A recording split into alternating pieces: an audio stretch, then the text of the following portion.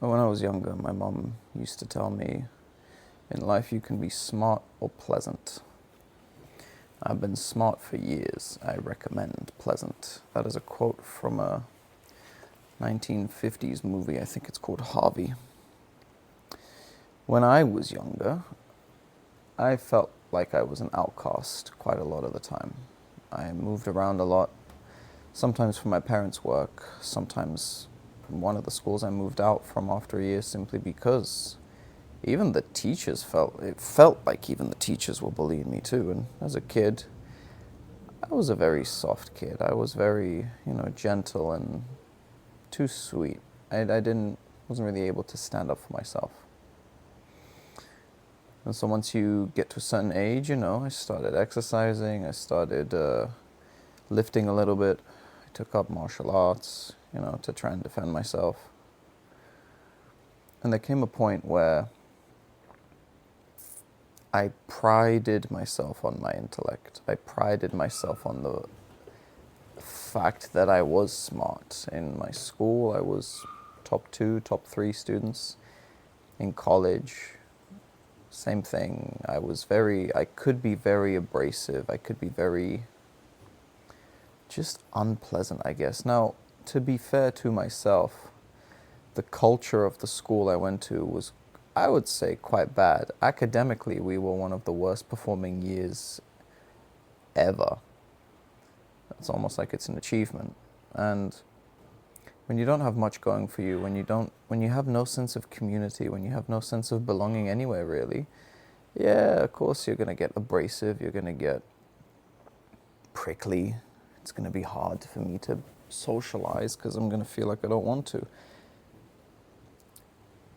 Certain characters I used to look up to when I was a kid. Like, I would take inspiration from them. House from the show House MD, Damon from Vampire Diaries, Harvey Specter from Suits, like all of these arrogant, very arrogant, but good at what they do types. And for the life of me, I thought this is just the best way to be. But all of those characters, they are just broken deep down. There is just something they are running away from, and that arrogance, of course, is a defense mechanism. And that's what it was for me. I've been journaling since I was a teenager, and I looked back at maybe a year or so ago, I looked back on some of my entries from my teenagehood, and I listed all of these characters that I wanted to be like. And now, 10 years later, I look back with hindsight, seeing how my life turned out. I did try to turn into them. Like, I got what I wanted. I just realized, hopefully, I want to say pretty quick that that's not the way to live life. These are characters that were deeply wounded, deeply hurt. And then that was their justification for this new way of life. It was a defense mechanism. It was a coping mechanism. In the same way, you'll get a lot of men who, rightfully so, I'm not saying they didn't feel this, but they will get hurt by women, sometimes unintentionally, sometimes intentionally, whether they're cheated on, whether they're left for showing vulnerability, whether it just doesn't work out. Maybe they take a rejection or a breakup personally into heart. Like, there are valid and there are just and unjust reasons. But then they build their whole personality around, women ain't shit and never cry in front of your woman. You must always be the rock and all this kind of stuff. And again, the manosphere and the red pill exists for a reason. I don't agree with it. And I think for a lot of men, it is unfortunately, maybe not unfortunately, it just is a necessary stepping stone to becoming better men. The place it had in my journey it was a necessary stepping stone. I was part of that culture. I was part of that mindset for a time being until you see the effects of it. Until I really saw over time and with greater depth, who are these characters that are advocating and the faces of this red pill community, especially now that Manosphere documentary is out. I realize this is not a way to live a life. This is just men that have been hurt, and they built their entire personality around that hurt.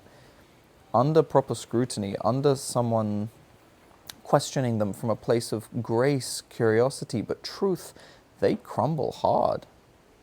And it's easy to get swept away in it because I felt hurt. I felt let down. You know, many women in my life have failed me. I've failed many women as well, you know, that's life. You do the best you can, and as you look back, I don't want to call it regret, because that would, for me to regret something is to wish I never did it. But then if you never do something, I'm no longer who I am now. So it's not that I regret it, but I'm not proud of, you know, some of my downsides. I used to be a very defensive person. It used to be so hard for me to take accountability for something that I did, even if I didn't mean to hurt it, because I would shame spiral and I would make it about me, and I'd, you know, it's like if you go to someone, hey man, you hurt me, and it's like, oh, I'm just the worst ever. Some people use it as a straight up manipulation tactic, but some people genuinely believe it, and it's hard to reach someone. It's hard to extend your hand out to want to resolve a conflict with someone if they hurt you, if they are unwilling to accept and be like, hey man, I hurt you, what can I do, like, what's the path forwards? So yeah, like, I've had, sure, we all have our flaws. I've been hurt by many a people. I've been betrayed by many a people. Whoa, mamma mia. That's a big bee. I don't like bees. You would think I'd stop filming out here. I've been betrayed by many people. I'm sure many people feel like I've betrayed them.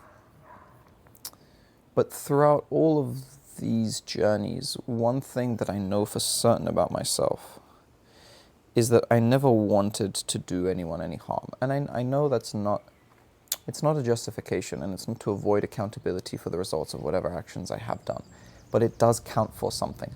If you are actively trying to hurt someone, even if it's for a moment, even if you're in the heat of the argument and you want to say something, you want to use something against them, I've never once done that.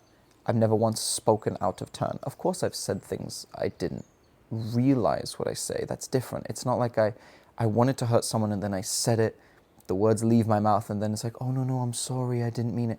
No, nothing like that. It's more like I just say stupid shit sometimes. That's different. But not once have I ever wanted to hurt someone. Not once have I ever... Not once have I ever gone out of my way or chosen to cause someone pain for the sake of causing them pain. I'm getting sidetracked from my original point. The point is, there are many reasons to become bitter. There are many reasons to want to inflict the pain upon the world which was inflicted upon you. There are many reasons to feel like the world is unjust, that it's unfair, that karma doesn't exist, that God isn't real, or is out to get you, or the world is out to get you. And honestly, man, I've known some people where I don't know how they have survived their lives. There's a friend of mine in particular who I used to have. Their life, I don't know how they didn't turn into a criminal. Abused as a child by their parent, physically, emotionally, mentally. We realize now, like a decade or two later after the fact, brain damage occurred as a result of that abuse. Silent seizures, lack of motor control, fainting in the shower, leading to now needing Christ, leading to needing a mobility scooter at the ripe old age of mid-20s. Constantly let down by the medical system in the country, constantly let down by so many professionals they visited, constantly let down. And yet somehow they still turn their life around. And I know there's always someone who has it better than you, there's always someone who has it worse, and there are many people in the world who have it worse than this person. But knowing that in an abstract and seeing it in real life are two completely different things. Knowing about death and understanding it conceptually versus feeling the death of a loved one is different. And so this is where the arrogance of youth comes in. I was a very arrogant kid. I was a very arrogant person. Don't even want to say kid, person. course I was arrogant, because I didn't understand life, because I thought intellect was all there was. I thought in theory I understood. Everything was black and white. Everything was science. Everything was rational. Everything was logic. Everything was if it fits my worldview. But you know what? That only lasts you so long. And it makes me sad when I see people double my age who are still like that, because to me that seems like either you're willingly, you're willingly ignorant to the truth of the world, which is there are so many things going on that you can't explain. Now, just because you can't explain doesn't mean there's some magic solution, but we're not as logical as we think.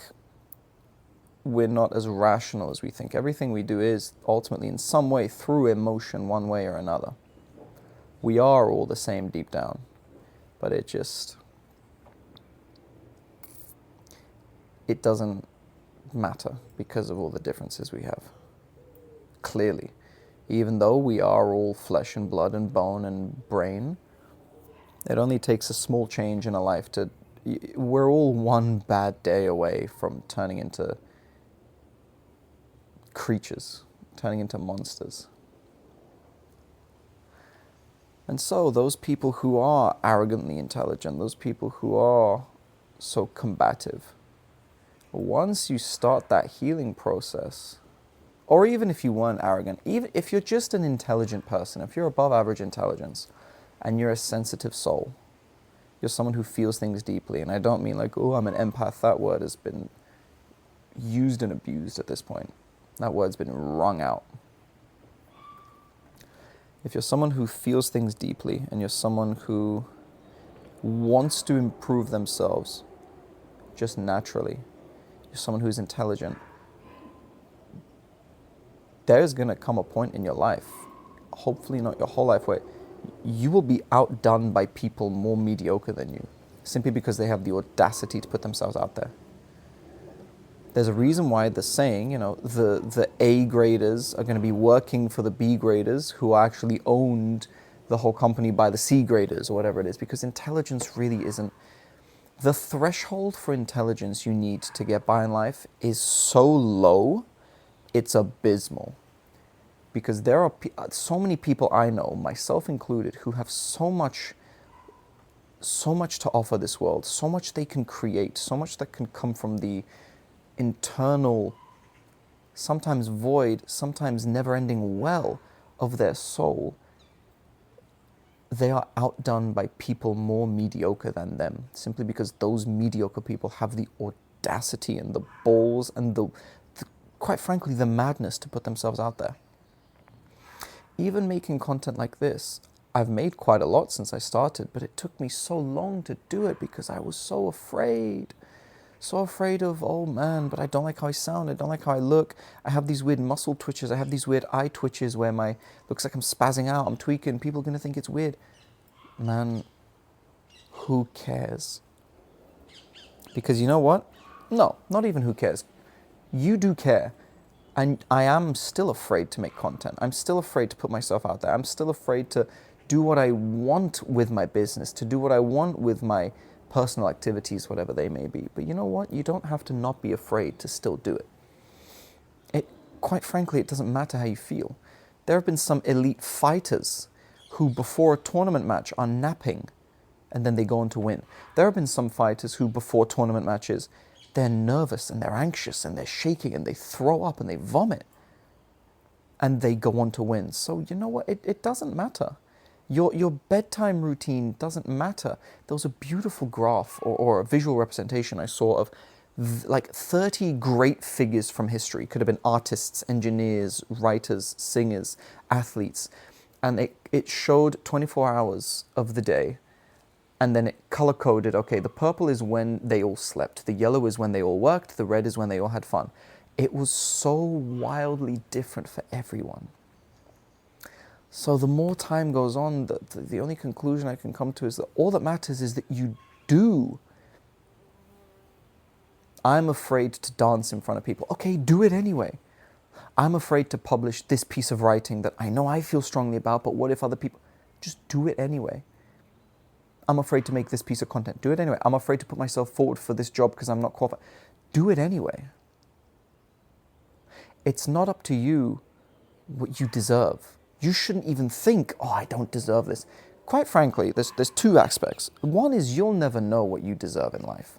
You will never know. If there's a God, only God knows. If there isn't, no one knows. It doesn't matter what you think you deserve because you're the most biased person there is when it comes to what you deserve. All that matters is, do you want this? I've been presented with so many opportunities in my life where my initial reaction, and sadly, even the people around me, the reaction was, you're not ready for this. And you know what? Fuck it. Do it anyway. Just do it anyway. Even with other people, we all have a part to play. If someone's doing something I know they're not ready for, I can objectively make a case like, yo, you genuinely shouldn't do this because this, and this is damaging. But you know what? If they really believe it, well, no. I suppose that's a different case. If you're causing more harm than good, it's different. But if you simply feel unready, it doesn't matter. Something I tell myself before every single lift I do where I'm afraid and I'm scared that I'm going to fail is, I'm not going because I'm ready. I'm not doing it because I'm ready. I'm ready because I'm about to do it. Forget perfect conditions. Forget whatever. You just need good enough. Good enough conditions. And good enough conditions, the bar is so low. Oh, I don't want to work out today because I didn't sleep much. Brother, if you're doing anything worthwhile in life, you're going to not sleep much. Fun fact, training helps offset the effects of bad sleep. If you're going to be a parent one day, you're going to go through years of not sleeping. What are you going to do? Stop training? No. If you're working hard on a thesis, on a project, on a personal thing, and you don't sleep much, what do you just go stop training? No. When you get home and you know you need to brush your teeth, but your eyes are falling asleep, you're still going to brush your teeth because it's disgusting if you don't, and you know what happens if you don't. And it's not a negotiable. Oh, today I will brush my teeth, tomorrow I won't. No, brush your teeth every day, man. All that matters is what you do. And the funny thing is, when you do more, the more you do, the more you feel better. We think we need to feel better and get our mind in order to act. No, it's the other way around, man. It's the other way around. The feelings and the mind and the mental state will follow what you do. On the days when I feel so, when I feel so small, when I feel so insignificant, when I feel so useless and helpless and like I want to shut off from the world and fuck everyone, fuck everything, I'm not talking to anyone, my friends, the days where that feeling is there, say one nice thing to a stranger in the street. I'm waiting in line to get some food, the guy behind me, I turn, I'm like, yo man, I like your style. You're looking good, man. Give him a little fist bump. On the train, someone's got a really cool top. Excuse me, miss. I just wanted to say, I think your top is really cool. Have a great day. Someone's got a certain swagger that they're walking in the street. Yo, man, you got a sick swagger about you. I want me some of that. Have a blessed day. Just, there's such power in being pleasant. There's such power in having grace. Of course we don't feel like it sometimes. And you know what? Sometimes we have those days where we truly do just want to recluse, where we want to just hide away from the world. There are so many days where we want someone to have that we can hide them away from the world and hide ourselves away in them. So, to my original point, being intelligent is important, thinking is important, planning is important, yes. But what's more important is that you do. You need to be a little bit mad. Some of my life choices I've made, with hindsight, they're kind of working out, but in the moment it was terrifying. In the moment it was absolutely terrifying. It goes against everything I thought I knew. But you know what? The most important thing in your life to develop is a vision for yourself, a vision of your future, because then that leaks out, that overflows into everything. That overflows into the way you live your life. It overflows into what you do day to day. It overflows what you choose to tolerate and not tolerate from other people, what kind of cage you build yourself, or what kind of cage you break out of. Birds don't sing in caves. You're never going to hear the beautiful sound and music of nature in the caves. You need to be free, and you need to be a bit wild. You need to be a bit feral almost. You need to be a bit mad. You need to cultivate a certain sense of, it's a combination of whimsy and a little bit unhinged, you know? You need to cultivate authenticity, because the story you show, the story that is you, it doesn't need to be a perfect story, but it needs to be a true story. It doesn't need to be a finished story, but it needs to be an honest story. Who are you? And of course, many of us don't know who we are. Many of us have identity crises. We feel like we have no roots anywhere. We feel like, you know, who am I? But you know what? You can start with at least, who am I not? You probably have a good few guesses, but also, who do you want to be? When you're young, it's less about who am I, because you haven't been made yet. The most important thing of who you are is what you do. There are other things, but that's the most. So if it's about what you do, you need to do something. You need to do what you want. You need to know what you want. And the only way to know what you want is to do what you think you might want. The sooner you do it, the sooner you'll get more data. You'll be like, oh shit, turns out I don't want that at all. Cool, move on. And you won't be starting from zero every time. You're just going to be starting fresh. If you play a new save file in a game, if you have a new game plus, you're not starting from zero. You're starting from fresh with all of your character and skill points that you had in the previous game. That's what happens when you start fresh in the real world. That's the meta. Even if everything's taken away from you, even if everything is stripped, you are not the same as you were before. So you're not starting new, you're starting fresh. So you need to cultivate a vision. You need to cultivate who you are and who you want to be. You need to do what you want. You need to trust yourself that you'll figure it out. And it would help if you had people around you who you trusted to keep you in check. It's hard to keep ourselves in check.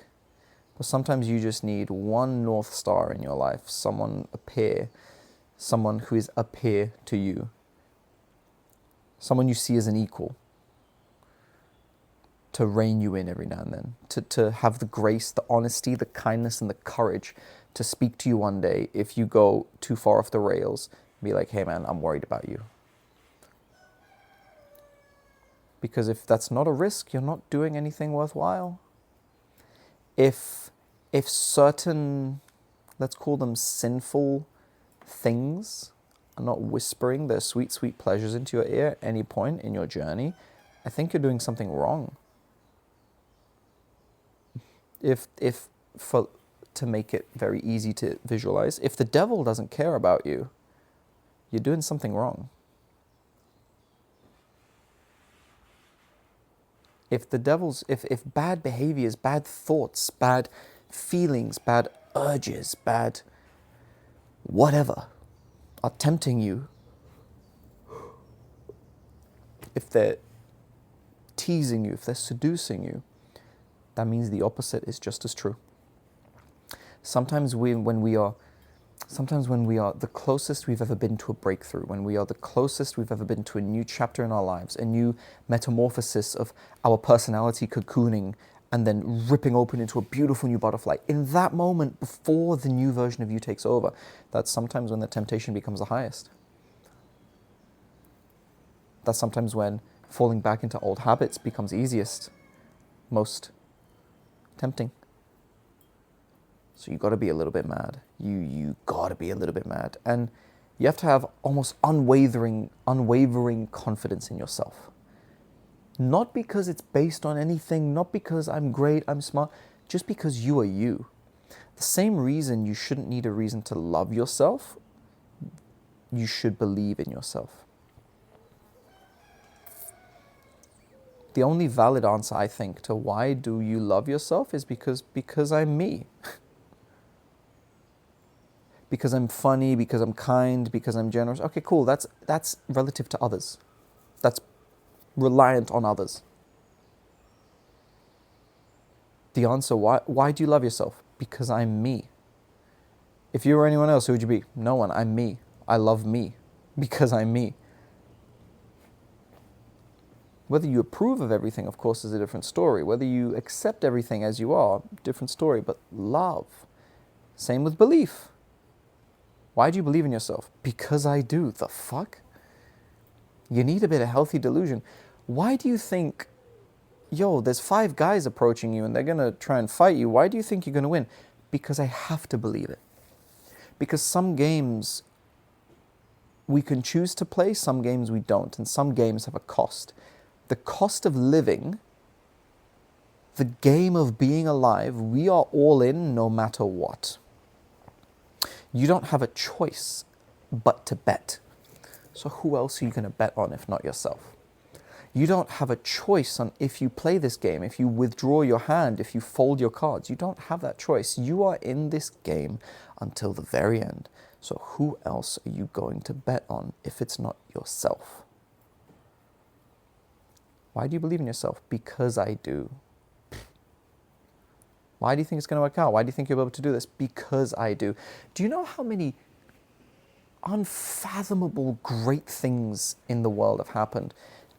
Because the people who did it were ignorant of what the limits were supposed to be, ignorant of how hard it's supposed to be, ignorant of how low the probability of them succeeding was supposed to be. There is... Fucking hell, man. There is no supposed to be. Of course we're going to feel it. But just remind yourself, there is no supposed to be. There is only what you want. And go for it. If you dedicate yourself and if you really give it your all, you will learn so many things in the process, even if that thing doesn't work out. So the next thing you try, you're not going to be starting from scratch. You're going to be starting fresh.